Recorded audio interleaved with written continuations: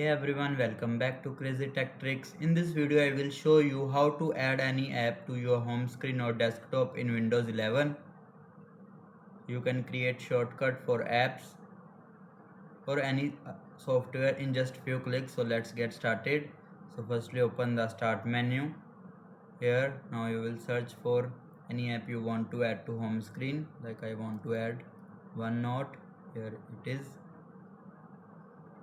Now, once you find the app, right click on it. Then click on open file location. A new folder will open showing the app shortcut. Here it is. Now again right click on it.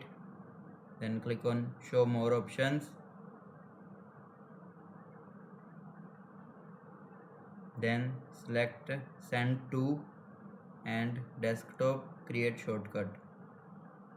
This app will now appear on your Windows 11 desktop or home screen. You can repeat the same step for any other app. Like I want Notepad Plus. Right click on it. Then click on show more options.